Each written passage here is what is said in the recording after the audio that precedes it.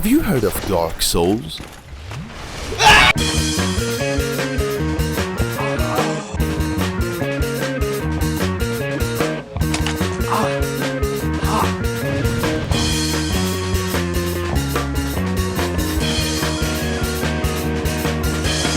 This game sucks, guys. Don't waste your money and time on it. Go play Barnyard or something. Everyone knows about Dark Souls, of course. Who can forget the game that brought us such moments of joy and taught us about the evils of life, such as dangerous poisonous swamps in your local sewer system.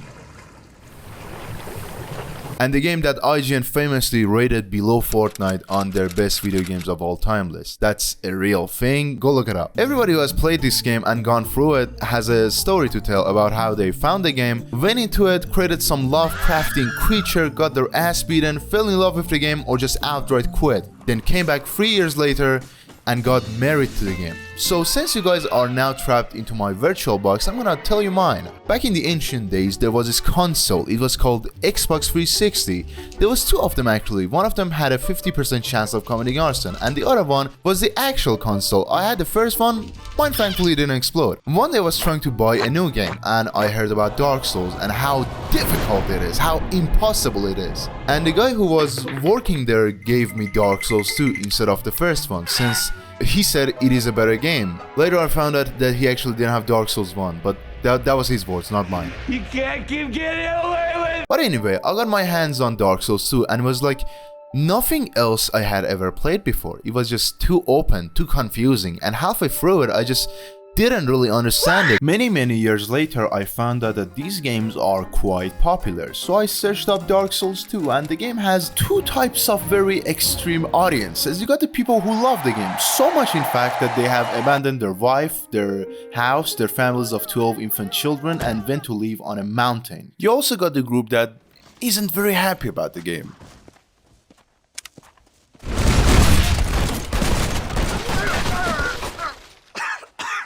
So Sekiro was out, and I tried it. Long story short, I came multiple times in a non-sexual way, in a holy god, this game is awesome way. So I went out and tried other games that I heard it was like it. And among all the ones that I tried and could try, Dark Souls 1 stood out to me for being possibly my favorite game of all time, and I couldn't hold it together anymore. I had to make this video and talk about the things that in my opinion this game does perfectly, and also other things that we will get into. But before that, be careful watching this video because I will spoil a lot. Your first blind experience with the game is magical and I don't want to ruin that for anybody, so please go play it.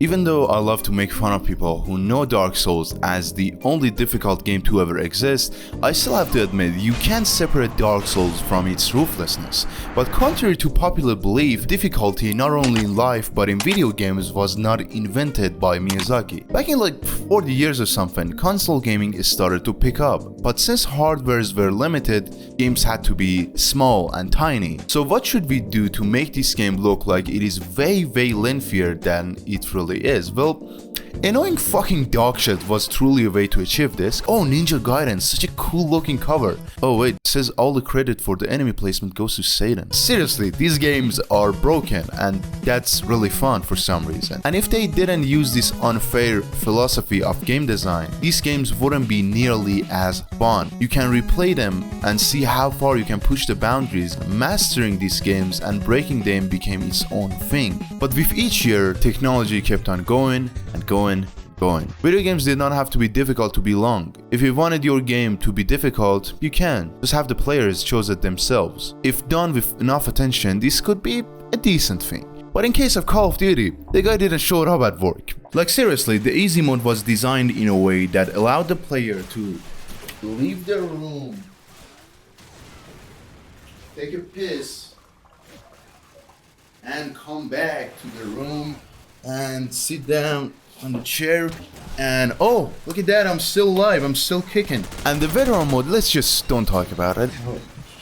Give me a fucking break, dude. Holy shit. I mean, to be fair, they are both either the easiest or the hardest difficulties, and not the only ones. But I find these kind of difficulties really artificial. I'm not against choosing the difficulty yourself if done well, but most of the times there is one difficulty which is the intended way to play. The other ones are just the same enemy with a higher health bar and a higher damage output. For me, it's more about how aggressive the enemy will be, how much resources you're gonna find, how dumb or smart the enemy AI will be, and how many times you can try before it's over.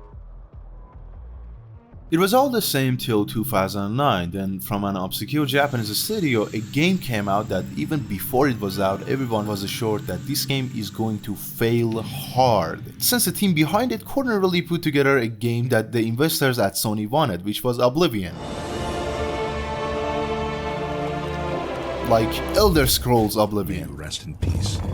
So this means that Todd Howard indirectly caused the Souls series, which just think about that for a second. But let's don't talk about him, let's talk about Miyazaki, who was rising very fast in From Software, going from roles like coding and planning to directing in a very short few years, and now we know a lot about these games. We know a lot about these games. But back then, he made games like Armored Core 4. And while developing another Armored Core game, he smelled the shit show that was Demon's Souls and decided that since the project is failing anyway, he can use it to create something special, his own passion project, with the things that he missed about gaming that wasn't done anymore. Also added with dark fantasy, both in the terms of settings and his own twisted mind. And it doesn't matter if his vision is too different from what the higher-ups at Sony wanted, since the game is not doing good anyway, so let's just have fun with it. The first reaction to Demon's Souls, at least a documented one, was from the president of Sony Entertainment. And he said this himself, that this game sucks, don't buy it please, I am ashamed that we are publishing this game, we as a company have failed, we should all be fired. We live in a time that all kinds of games are being made difficult, relaxing yet hard, medieval torture, but back in 2009 most games were like Assassin's Creed 2, that by just walking and spamming random buttons you can beat the entire game. Not to say it's bad or anything, but maybe you want a game that requires more than 2 input buttons. Well, thankfully for you, person living in 2009, Demon's Souls just came out, where the only way of winning is dying and dying over and over again. But every time you die, you learn something, you discover something, and wonder what else this game is hiding. However, since the higher-ups at Sony weren't really a big fan of this game, they did not publish it outside of Japan, and even in Japan they did not promote it that much, so it did not sell well.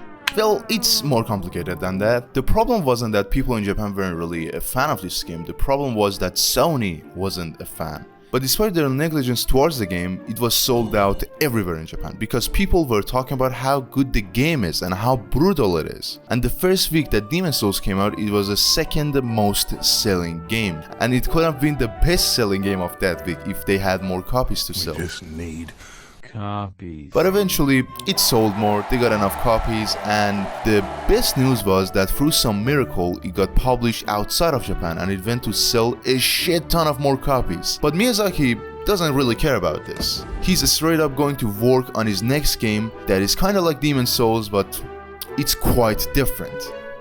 Yes, I'm talking about Dark Souls 1 is such a great video game. It's always been celebrated as one of the best video games of all time, and it's so good that if I had to trade my own second son for a copy of this game, I'm not saying I would, but hey, I would consider it. Like, I'm considering it right now, and I don't even have a second son. And unless if you lived under a rug that protected you from all these YouTube videos, you probably know all about it and heard it all. It's difficult to master and more difficult to understand, which is really true in my opinion. In most games, the mediocre story is so in your face that sometimes could feel like torture. You never appreciated our cinematic cutscenes. You do not know how much money and time we spent on them. So I shall force you to watch a 2-hour long one and make sure that you don't fall asleep. Because if you do, your balls will explode from the electricity that I will inject in them. But in Dark Souls, we have none of that, okay? We have none of that boring shit. In Dark Souls, you're in prison for selling crack. Yes, That is the lore. That is the entire Dark Souls origin story. I've heard this from verified sources. Stop making videos about it, okay? I like watching them, but hey, there's nothing else to be talked about. What a retire moment. I cracked the cake. But the most lifeless thing that you are forced to do every time are the tutorial levels. Like, I get it. Not everyone knows that you can move forward when you point the analog stick up, but please make your tutorial areas interesting, make it snappy, make it semi-optional. Nobody likes following around slow old men talking about milking cows and shit in a game about committing tax fraud, okay? Nobody likes that. But in Dark Souls, this game is sick, man. This game was made by a sick man, because in order to teach you that this game could be a real piece of shit sometimes, he hired someone to just stand here and throw a metallic ball at you right at the start of the game, and it's gonna get you every time no matter how much you played the game. But don't worry, we have someone to help you. There's this guy who gives you a weird potion then dies right like 5 minutes into the game. But don't worry, we have another guy who makes fun of you for even trying, and if you proceed to do the things that he said it's impossible and you can't do it, he gives up on life, because his whole purpose was making fun of people who tried. You are not the guy. You're not capable of being the guy. That man is a true hater. This game is about life, man. In all games, there is a connection between the player and the developer. Sometimes it's through annoying tips and tricks, sometimes it's in the loading screen, and sometimes the developer talks to you directly. The developer in most cases wants you to win and holds your hand really tightly, and sometimes it goes too far. But From Software has a really unique way of handholding. In Dark Souls 1 specifically, which in my opinion has one of the best tutorial levels ever, it teaches you everything you need to know about the game, like bonfires, healing mechanics, looking for alternative paths, and plunging attacks, also known as the most reliable form of attacking that you use probably 4 times in the entire game.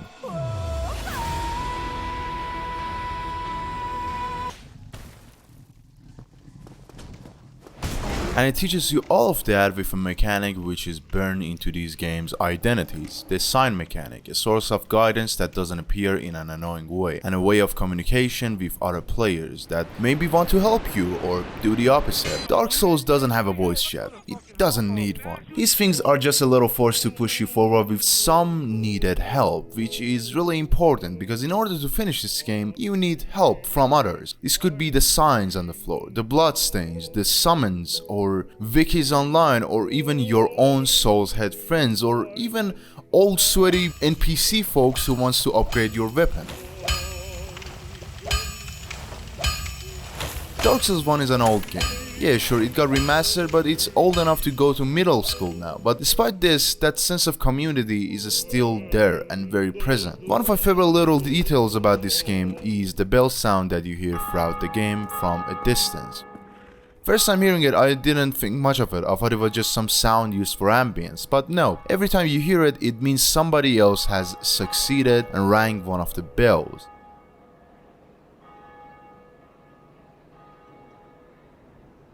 The way this game connects everyone together is truly unique to itself, and the way it uses to have you cooperate with other players or hurt them makes those moments even more memorable. But aside from the invasions and summons and boss battles, most of Dark Souls is this.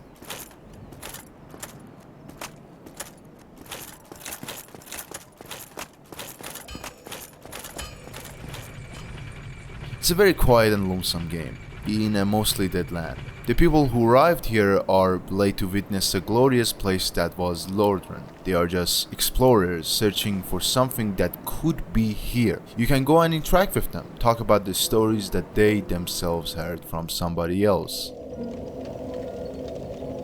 Dark Souls is vague, to say the least. Even outside of the story, the game itself is even more vague. It doesn't like to open itself up to you. It always has something hiding. Any question about this game can only lead to more questions, and any door that you open can only lead to more doors to be opened. Sometimes it doesn't have anything to do with the main quest, which let's actually get back to that.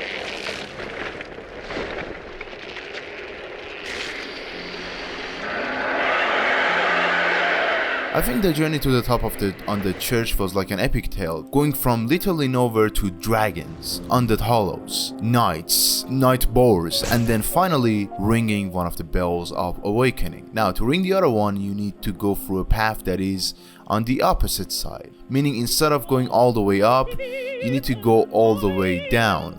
it's way more dangerous. It takes you out of your comfort zone since you have to go all the way down to a place that reeks of a shit swamp and to another actual shit swamp. It is isolating. Sometimes you miss how Firelink used to look, since you can no longer easily travel back to Firelink. And even after going through many agonies, you realize that not only you have to ring the bell, but survive and make your journey back up again. And after many tries and deaths and failures, you finally get back to Firelink. And for the first time in hours, you see color, you hear that music. Such a great moment, and it wouldn't have been possible without Blighttown. A lot of people hate Blighttown. It's annoying, it's slow, it looks like shit, and it would have probably smelled like shit if we had the technology. Thankfully, we don't. And sure, yeah, running at a speed of an 86-year-old woman who also got food poisoning is never fun, but this place to me was full of surprises, good and bad and horrible. It's full of personality. It has this weird feeling that at any moment, all of this poorly put together structure can just fall apart, and sometimes, most of the times actually, it will. I feel like this was the area that Miyazaki said to his co-workers that this game isn't funny enough. Let's just have some funny shit in the game, like a shaky ass bridge. And it is kind of funny. It is very funny in a very sick way. Like, for example, has anyone seen this dog working his ass off on the wheels since the game came out? He's probably the only reason these servers are still functional, man. By the way, this is not a bug or an accident. They talked about this. This is a very important Dark Souls character. He's called Dogman. He's a dog person. There is a lot of stuff that most of us probably will miss. And a lot of times you just have to search around for them. And sometimes it can be found by pure accident, making it feel more special. Like going inside this tree, finding out that there is not only one but two fake walls here, and then reaching hell. This is hell, and then going down all the way to the bottom of it, then discovering this beautiful area that leads to this ancient dragon. That if you cut the tail of it, it gives you a very cool dragon soul. It is very interesting to see and talk about how different each playthrough is. A lot of stuff can happen, like your crystal unrepairable weapon can just break and leave you hanging in the depths for a while, farming rats to buy another one. Or you could be stuck in this tower with Havel, trying to kill him for hours and hours. But you can just leave him, but you don't. You know, you want to boost your ego. And you try, and you try, and you try, and you fail, and you try again, and try for hours, you know, just try to kill him and fail. And at the end of the day, when you kill him, it doesn't give you any feeling. You know, you don't feel anything. You know, that's real. Every playthrough that I played had these cool or memorable moments, and it made every playthrough worth it. It was all different because the game allows you to approach it in many different ways. And I really appreciate how the game is very light on its story, and it's mostly the lore, and you just understand it by just walking around and being curious about stuff. The true story of the game is the events tied with your character, the triumphs, the defeats, the small moments. To quote Miyazaki himself, the player becomes one with this story. And back to Blighttown, I think this place had its own moments.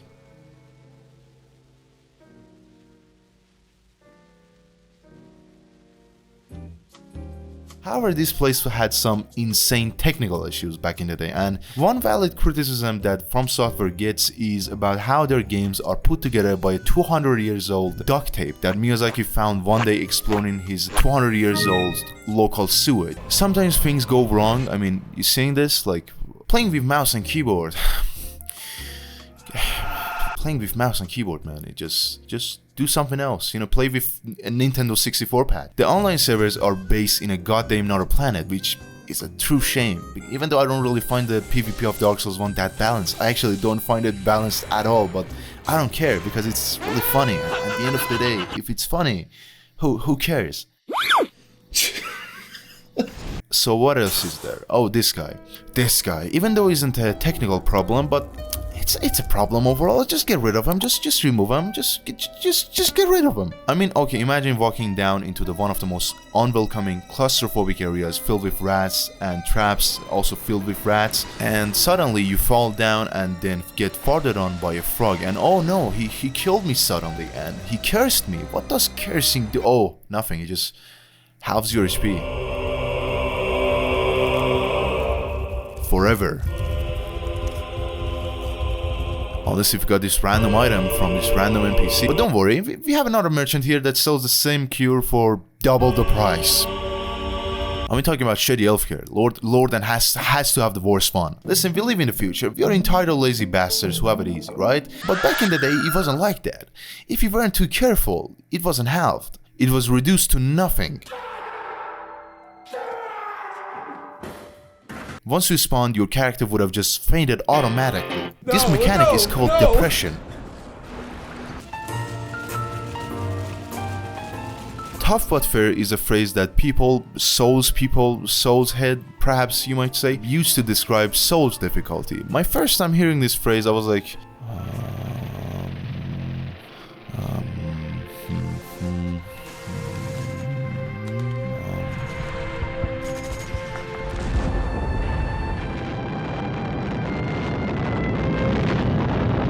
I don't think that's true. Come on, there is a lot of things that are unfair in these games. I mean, for example, these rats, these dogs that are for some reason next to Capra Demon, like, just get rid of them. And this ball in Sense Fortress. And overall, Sense Fortress, like, how is Sense Fortress fair? If Sense Fortress is fair, I don't want to know what's unfair. If I die one more time like this, I will go out and waterboard somebody. I'm not even kidding. Disclaimer, he did not waterboard anybody after this clip. Please do not attempt waterboarding people. It's dangerous and borderline illegal. But the thing is with this phrase, it's both very true and not true at all at the same time. In a very old interview with Edge magazine, which sadly my team of YouTube lawyers said that I can't really show the magazine itself, Miyazaki said that they have no intentions of lowering the difficulty and they will push it higher as long as it's firm but fair. And he describes what he meant in 5 key points. Players should be able to clear any sort of obstacles by simply learning from their mistakes and paying close attention. The reason for death and failure must always be clear and understandable. Doesn't have to be reasonable, but it has to be clear. The game's controls should never affect the difficulty. This could be true unless if you are playing with a mouse and a keyboard, which is the equivalent of a snail trying to keep up with auto racing cars. That results in a very stupid movie. This worthless, disgusting, soulless piece of trash does not deserve to be seen by human cinema. Sex is very funny.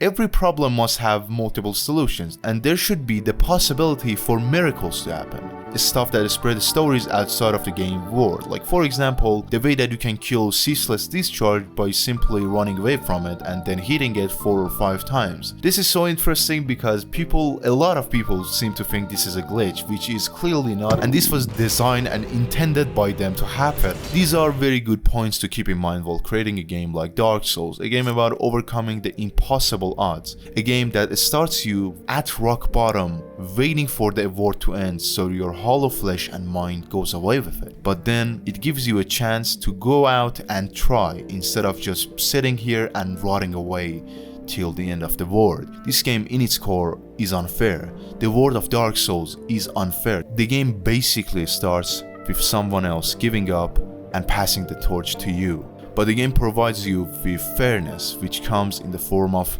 chances. No matter how much you failed, no matter how bad it was, you can go back and try again. It's not really impossible because you don't need to have the fastest reflexes to beat this game. It's just if you don't give up, it can be done. I mean, give the controller to anyone that can hold it and come back 2 weeks later. They'll beat the game proudly, cheering up and crying because this game is an artful masterpiece. It's a real piece of art. Or completely gone insane. There are some things in this game that I'm sure they were laughing their asses off while designing. I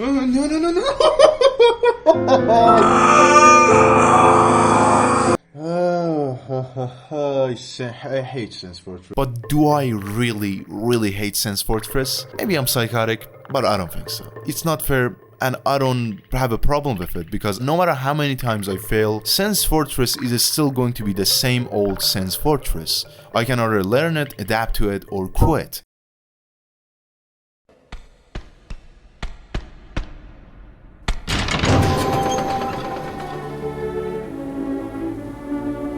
There are moments in this game that you think to yourself that this has to be illegal to put in a video game. Some of them actually are, but everything in this game can be conquered with a little trying. For me, back then, playing for the first time, it was the gargoyles. I mean, okay, it's not the easiest one in the franchise, but it's pretty easy. But me, first time playing, to be real with you, I was not having it. Yep, that's it for today. I need to relax. I need to chill for a while. Hello, Trav. Hold on. What are you wearing? Is that a fursuit? I was just overwhelmed. I mean, he can fly and hit you, he can dodge 8 kilometers back, he can attack 8 kilometers forward, and he can also use his tail for attacking. Then, when you think you're halfway there and you're gonna get it this time, he calls his little buddy, and oh my god, this boss probably aged me like 40 years right there. Life isn't just about passing on your genes. Anger and sorrow, these are the things I will pass on. To me, trying and failing for hours, this seemed like a sick, cruel, unfunny joke, so I quit and moved on. But Dark Souls was always there, occupied in the back of my mind, telling me to get back. When I tried to sleep, I heard Dark Souls noises. When I tried to think, I could only think of Dark Souls noises. When I got a therapist, she spoke in Dark Souls noises. So I got back into the game 3 years later and gave it one more try, another playthrough. So after killing the gargoyles first try, that was the moment that I understood that I am a moron. I could be so stupid. And also, the bandit knife is a very good butter knife, but not a very good knife for killing mythical creatures. I mean, the amount of stuff that was just right there and I missed, like summoning soul air, not upgrading my flask, or kindling the bonfire, or learning how rolling works.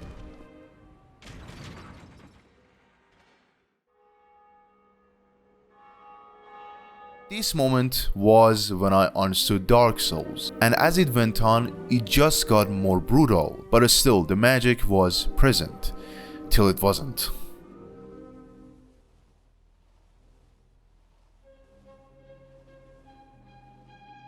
I love Dark Souls. I love Dark Souls as much as I love my non-existent wife, and if she existed, she would have probably loved Dark Souls too. It's like a love triangle between us. But sadly, most of my compliments ends here. You read the title, you can read, you're smart, I'm proud of you. This game isn't perfect. Every time I play another playthrough of this game, I know eventually that I have to reach that part.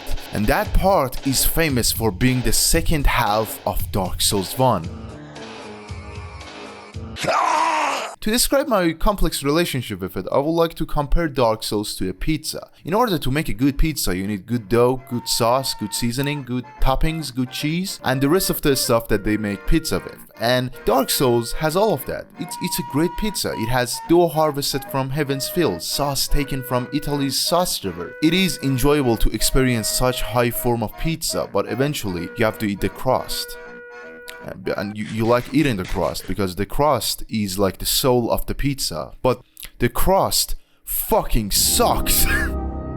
It's dry, it's cold, it feels like eating rocks, solid rocks. Smoky granite with a hint, a dog peed on it. An insult to such delicious meal, which could have been perfect, but there wasn't enough time for the crust to be perfectly prepared. It is still a very good digestible pizza, aside from the rocks. I usually eat the same thing every day. Can people even digest rocks and survive?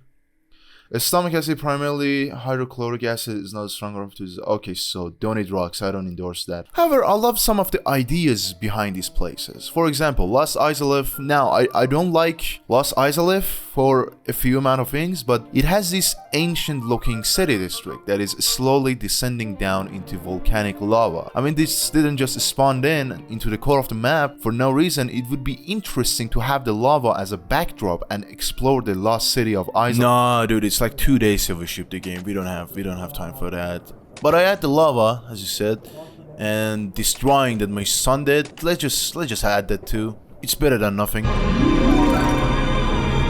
Okay, so I just found this video. It's a good video. There's nothing inherently wrong with the video, but YouTube does this thing which is like automatically chapters your videos, and this game, you know, as you can see, it's like intro, New Lando, Gun Archives, and then Los Angeles is Los Angeles.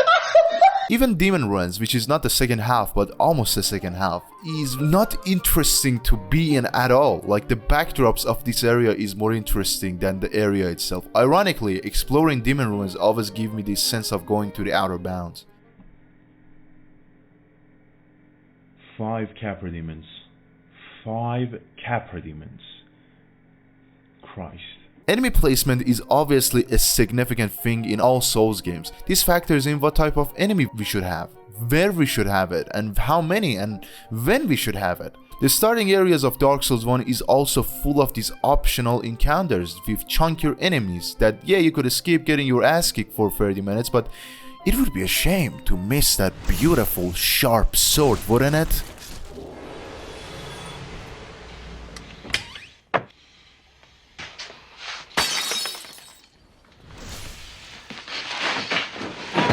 One classic RPG trope is that sometimes it surprises you with old bosses as normal enemies, and I get it. Encountering old bosses that you kill in the later part of the game is kinda cool. Back then you were a disgusting weak undead, and now you are a disgusting undead who injected themselves with souls of other undeads. But that doesn't mean you should have 20 goddamn Taurus demons in the middle of nowhere. Were they just standing here waiting for someone to evacuate the lava? Sif and the Great Library of John Souls II, in my opinion, is not the worst one, but the most bland and boring area of this game. Yeah, you got other areas that suck ass in their own style, but this area is just so boring. It genuinely feels like some of these places were created 5 minutes before the game even shipped. Like, this backyard, what is this? What is this backyard? It's just a bunch of trees and icy people. I have this love-hate relationship with Tomb of Giant, but the hate part is more like pure hatred. I just fucking hate this world. On one hand, it was terrifying to navigate, it was kinda cool, kinda like a horror game, but on the other hand, you have Nito, which has this cool design, but the fight stinks! Just having annoying minions in the middle of any boss fight can ruin that fight for me. I hate minions. I hate minions. They are annoying. They are annoying, okay? Stop adding them. Minions. Them. Bed of Chaos is Bed of Chaos. I don't need to comment on it. It's a Resident Evil gimmick boss. Even the area looks like that mission in Resident Evil 5, but without the logic of Resident Evil. What I really dislike about the second half is that the game doesn't even stick to its own principles anymore. Remember when I talked about Blighttown and journeying down into its pits and have to ascend back way up again? But after beating ONS, you can teleport to certain bonfires, and this removes that sense of getting stuck somewhere further away from your comfort zone. I do get why they had to come up with something like this though, because if they didn't, the second half of this game would have been a nightmare more than it already is.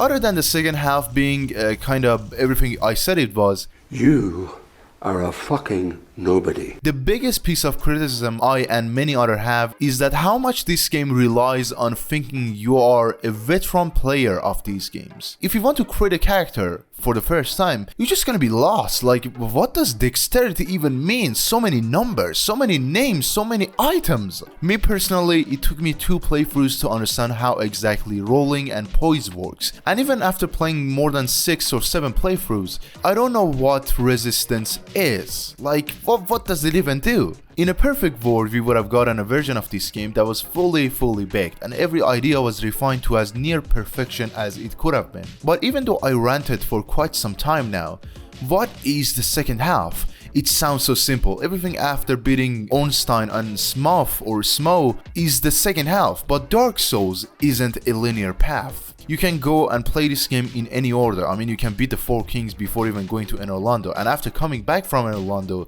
there is still a lot of stuff that you could have missed, at least in your first ever playthrough. People for some reason don't notice this, aside from this one person on YouTube which has made this great video about it. Every video game studio, if they have something special that they spend time and money for, they want to make sure that you see that you witness that, but From Software doesn't care. I mean, some entire areas are behind secret walls, and also the Abyss DLC, which is one of the best parts of this game, is like a secret club that you have to complete rituals to go in.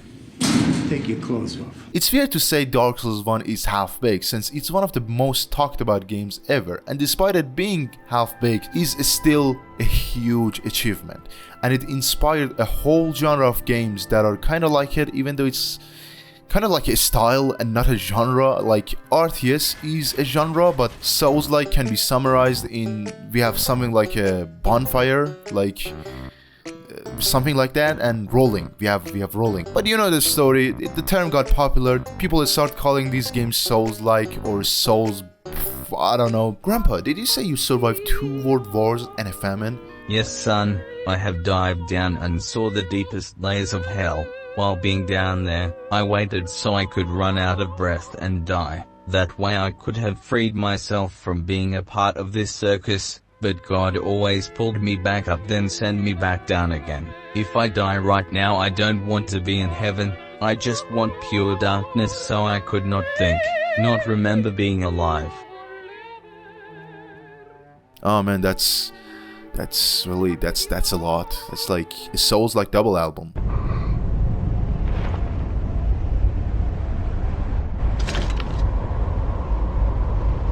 What? Still here? Yeah, I think after 35 minutes or so, we can all agree that Dark Souls is a game that you should pick up on sale.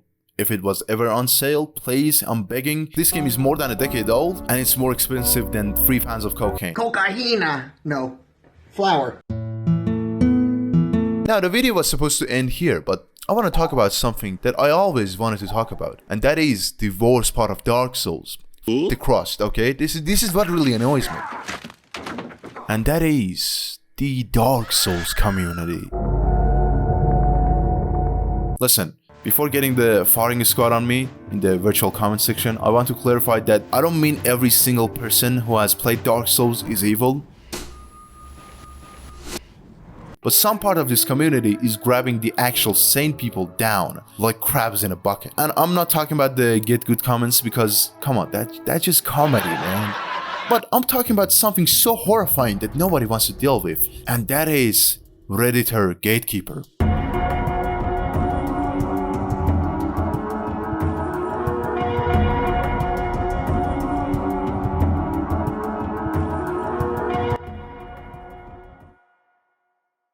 There are some powerful weapons in the game. Some of them can turn you from Gandhi trying to reason with Dark Souls bosses to Genghis Khan if he had atomic bombs.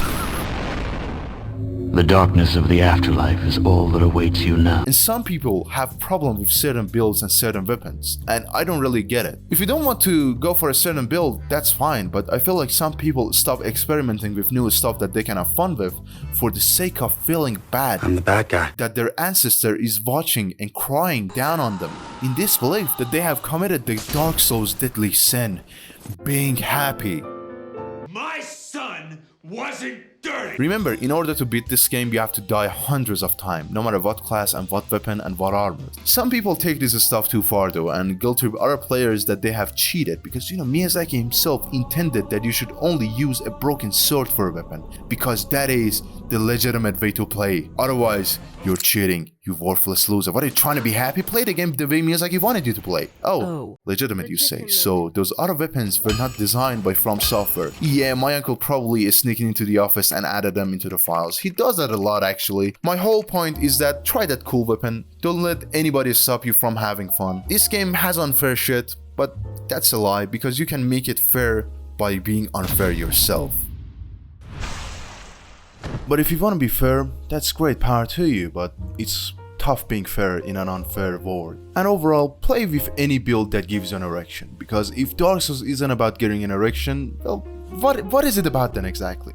See you on the next one. Now, before I run out of budget, I have something to tell you. There's a lot of videos I make or wanna make that doesn't quite fit the golden standard of Rev videos. That part was a lie. I don't have any standard here. I also don't have a good uploading schedule, but on this other channel, I have one of those. There's actually 2 videos there live right now, you can go and see them. Don't worry, it's not some slop news. I actually do care about these videos. I just don't see them fitting on this channel. Patreon for sneak peeks, Discord for dog pictures, Twitter for, I don't know, I barely use it. Goodbye.